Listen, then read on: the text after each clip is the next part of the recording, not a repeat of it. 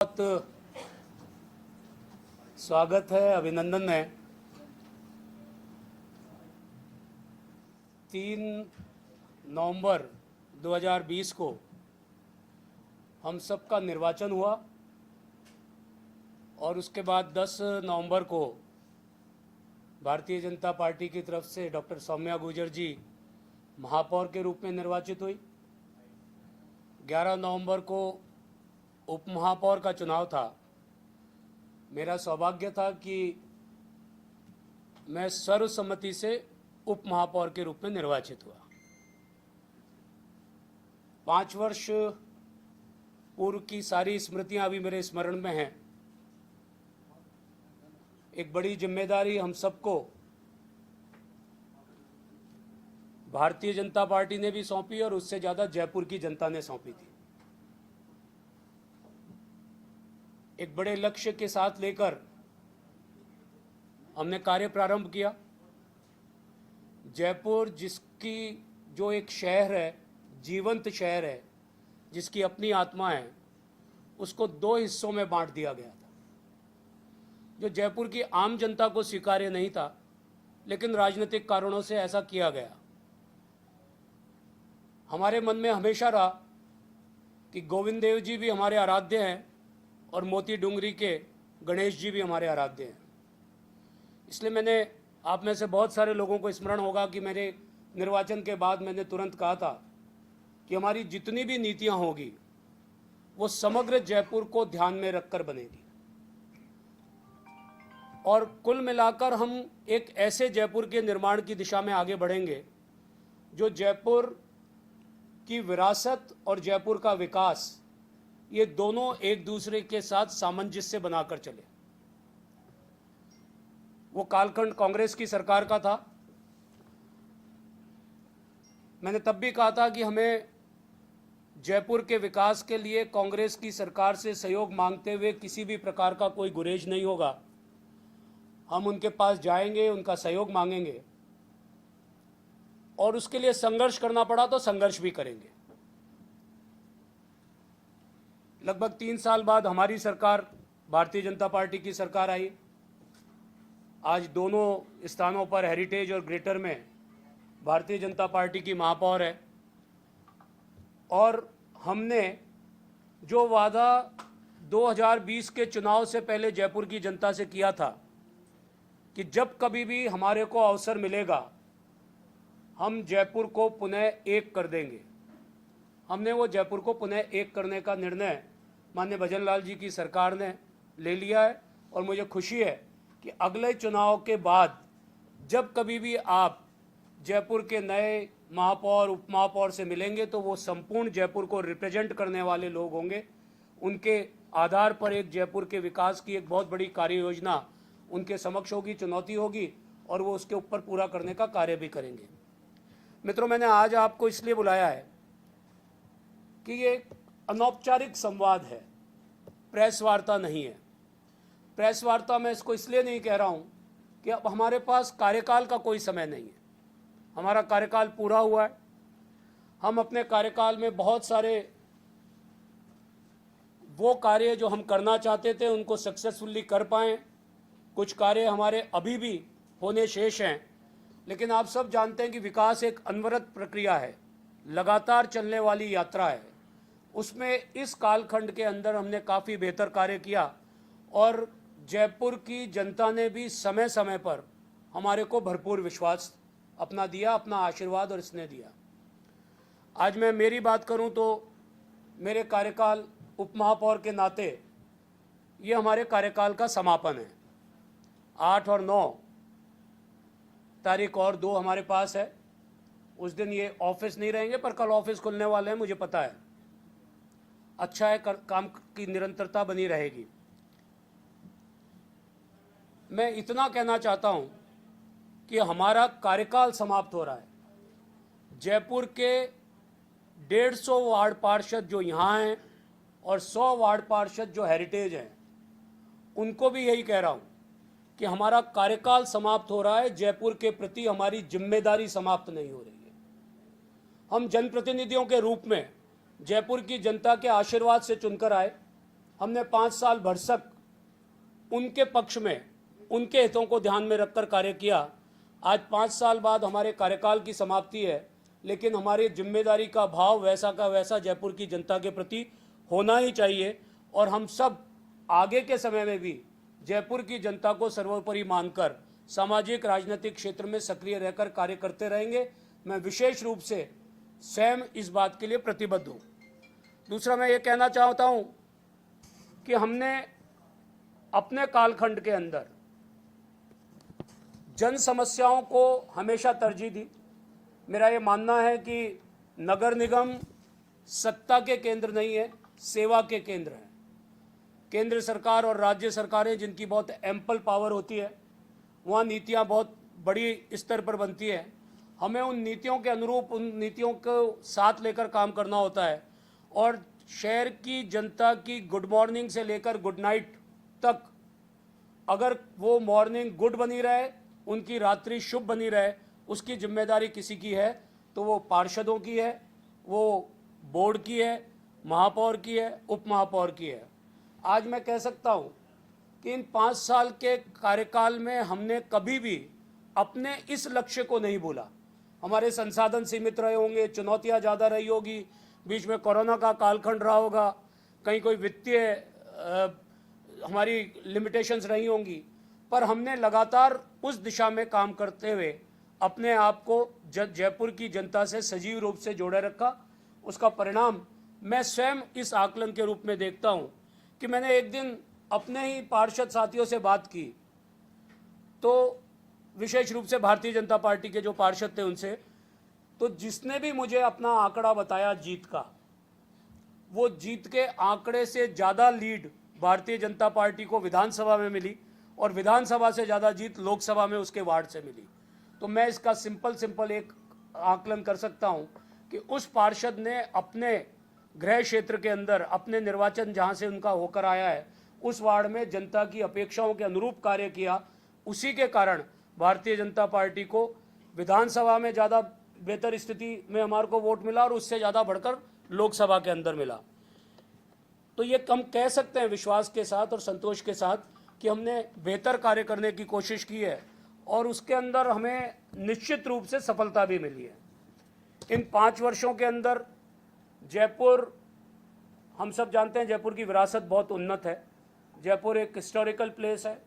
जयपुर के अंदर आने वाला पर्यटक जयपुर की विरासत को देखने के लिए आता है, लेकिन मॉडर्न सिटी के रूप में भी जयपुर ने अपनी पहचान बनाई।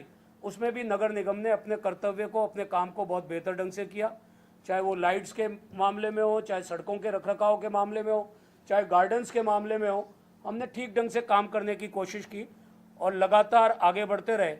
मैंने भी, आप में से ही किसी का सुझाव मुझे बहुत पसंद आया था, जब मुझे कहा कि आप लोगों से मिलते हैं उसको स्ट्रक्चर करें तो जन संवाद और समस्या समाधान, इसके नाते हमने एक लगातार लोगों से मिलने का कार्य प्रारंभ किया, जिसमें एक समय भी तय किया कि भाई 3 बजे से 5 बजे तक मैं सोमवार से गुरुवार तक अपने कार्यालय में लोगों से मिलूंगा और उनकी समस्याओं का समाधान करने का कोशिश करेंगे।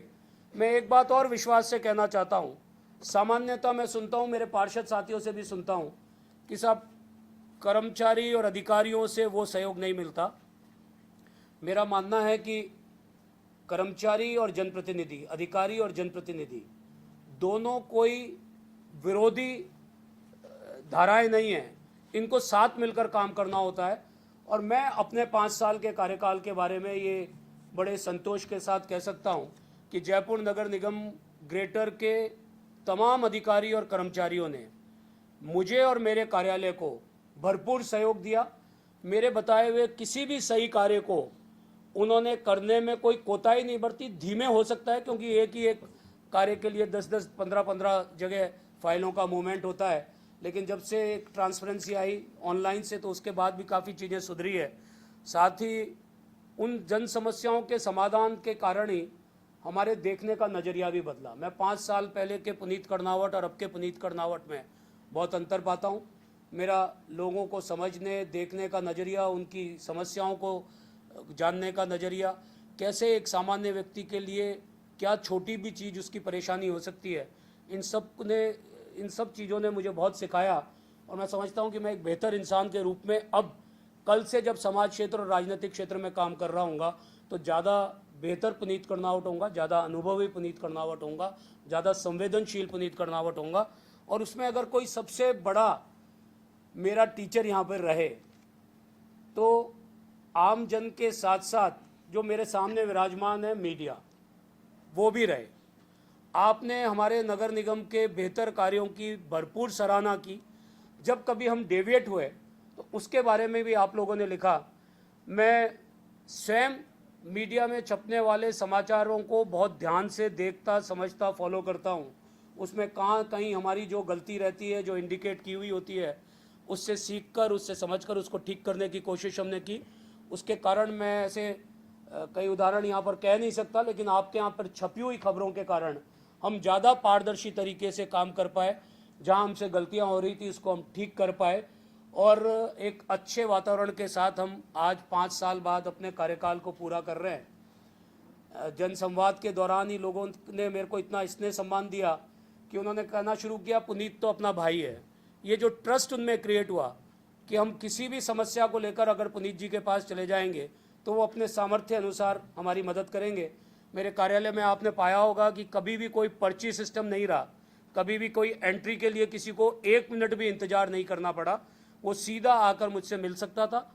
और मेरे नहीं होने पर मेरे ऑफिस का जो स्टाफ है, मैंने इनकी तारीफ कभी की नहीं, पर आज कहूँगा राजेश जी, हमारे दोनों पथारिया जी, जोशी जी, विनीत पारिक जी, विकास जो मेरे से सबसे ज़्यादा डांट खाता है, हमारे कुमार, हमारे सुनीता जी, उन सब ने बहुत बेहतर ढंग से काम किया। तो आज एक विश्वास के साथ, हम एक संतोष के साथ यहाँ से विदाई ले रहे हैं। पर विदाई सिर्फ यहाँ के कार्यकाल की समाप्ति है। मैंने पहले भी कहा कि जयपुर की जनता के प्रति हमारी जिम्मेदारी समाप्त नहीं हुई है। अभी एक बीच का गैप पीरियड है जिसमें कोई नगर निगम का निर्वाचित प्रतिनिधि अब नहीं होगा।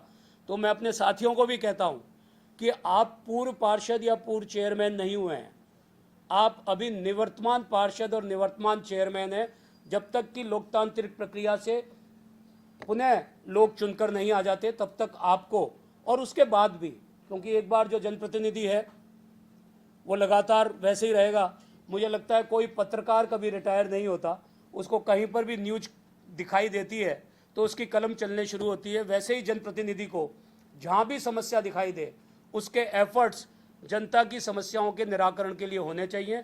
इसी भावना के साथ आज हम अपने कार्यकाल को पूरा कर रहे हैं। उसमें मुझे पूरा संतोष है और पूरा विश्वास है कि हमने जो कार्य किया है उस कार्य को जयपुर की जनता भी सराहेगी। जब कभी भी चुनाव होगा तो भारतीय जनता पार्टी से जो लोग भी चुनाव लड़ रहे होंगे उनको भी अपना आशीर्वाद और समर्थन देकर एक बार पुनः भारतीय जनता पार्टी का बोर्ड बनेगा। और भारतीय जनता पार्टी की रीति नीतियों के अनुसार आदरणीय प्रधानमंत्री नरेंद्र मोदी जी ने और भजन लाल जी ने हमेशा जयपुर को एक अलग स्थान दिया है। एक छोटी सी बात मैं शेयर करूंगा। नवंबर 2021 में माननीय प्रधानमंत्री जी ने भारत भर के मेयर और डिप्टी मेयर जो भारतीय जनता पार्टी को रिप्रेजेंट करते थे उनको अहमदाबाद बुलाया था और उन्होंने हमें एक फिगर दिया था कि आज जब हमारे देश की आबादी 140 करोड़ है तो 45 करोड़ लोग शहरी क्षेत्र में रहते हैं। 2047 में जब हमारे देश की आबादी 160 करोड़ होगी तो 80 करोड़ लोग शहरी क्षेत्र में रहेंगे, यानी 35 करोड़ लोग शहरी क्षेत्र में बढ़ेंगे। ये लोग जनसंख्या के बढ़ने के कारण नहीं बढ़ेंगे, बल्कि जो माइग्रेट होकर लोग आएंगे शहरी क्षेत्र में बढ़ेंगे। तो क्या हमारे शहरी क्षेत्र उस इंफ्रास्ट्रक्चर के लिए तैयार हैं? तो मुझे लगता है कि जयपुर नगर निगम ने उस इंफ्रास्ट्रक्चर के बारे में भी सोचा है, उस पर कार्य प्रारंभ किया है। आने वाले समय में उसके सुपरिणाम आपको दिखाई देंगे और आने वाली जो भी जयपुर नगर निगम की टीम होगी वो इंफ्रास्ट्रक्चर को ध्यान में रखते हुए और एक बड़ी चुनौती को शहरी क्षेत्र में जो शहरीकरण हुआ है उसकी चुनौती में ध्यान रखकर काम करेगी। मुझे आप लोगों से इतना ही कहना था। अभी हमने एक काम और मैंने किया है, मुझे लगा कि मैं अगर ये नहीं करूँगा तो उचित नहीं होगा। मैंने अपने समस्त पार्षद साथियों को, चाहे वो कांग्रेस से आए हों, चाहे वो निर्दलीय आए हों और चाहे मेरी पार्टी भारतीय जनता पार्टी से आए हों, उन सबका मेरे को भरपूर सहयोग, भरपूर प्यार मिला। मैंने उन्हें भी एक पत्र लिखा है, उसमें अपनी भावना व्यक्त की है। उसके साथ साथ हमारे यहाँ के जितने भी जोन कमिश्नर रहे, हमारे कमिश्नर रहे, आज जो वर्तमान में पुराने जो हैं, उन सब के सहयोग से, उन सब की कंटिन्यूटी से ही हम जयपुर को एक बेहतर जयपुर बनाने की दिशा में आगे ले जा पाए हैं। इसीलिए जो रेटिंग आज हमारी बढ़कर 16 नंबर पर आई है, उसका भी एक परिणाम है जिसमें हम सभी का कहीं ना कहीं योगदान था। उनको भी मैंने पत्र लिखकर और उन्हें धन्यवाद दिया है। उसी के साथ साथ मैं समझ सकता हूं कि मैंने माननीय महापौर जी को भी एक पत्र लिखा है। उनका भी मार्गदर्शन, उनका सहयोग, उनका नेतृत्व हम सबको काम करने की प्रेरणा देता रहा। डॉक्टर गौरव सैनी जी और उनके साथ साथ दिनेश यादव जी, यज्ञमित्र जी, महेंद्र सोनी जी, रुक्मणी रियाड़ जी, ये जो हमारे कमिश्नर रहे हैं, उनके प्रति भी अपना सद्भाव और अपनी शुभकामनाएं देते हुए एक पत्र लिखा। मैंने इसका एक प्रयास किया और सबसे ज़्यादा मेरे स्वच्छता योद्धा, कोरोना कालखंड में उनकी जो स्थिति थी, वो जिन विपरीत परिस्थितियों में रहते हैं, हम उनसे नाराज़ होते रहते हैं, पर वो ठंड में, गर्मी में, बारिश में लगातार जयपुर की सफाई करते रहे। उन सब से मैंने बहुत सारे लोगों से पिछले 8-10 दिन में व्यक्तिगत रूप से मिला हूँ। वो बड़ी संख्या में मुझसे मेरे घर पर आकर मिले हैं, यहाँ कार्यालय में मिल रहे हैं, मेरे ज्योतिनगर कार्यालय में मिल रहे हैं, और उनका जो एक बड़ा प्रेम वाला स्नेह मेरे को मिला है, उन सब के प्रति भी मैं अपना आभार व्यक्त करता हूँ। हमारे जितने कमिश्नर रहे हैं, जितने अधिकारी रहे, जितने कर्मचारी हैं, जितने सफाई कर्मचारी हैं, उन सब के प्रति मैं समझता हूँ कि हमारे सारे ही चुने हुए जनप्रतिनिधि उनके प्रति ये आभार व्यक्त करते हैं कि हमने काम किया। कुछ खट्टे मीठे क्षण आए होंगे, सहमति असहमति के क्षण आए होंगे, विरोध के क्षण आए होंगे, लेकिन कुल मिलाकर हमारी यात्रा एक सुंदर यात्रा रही है और हम विश्वास और संतोष के साथ अपने कार्यकाल को समाप्त कर रहे हैं।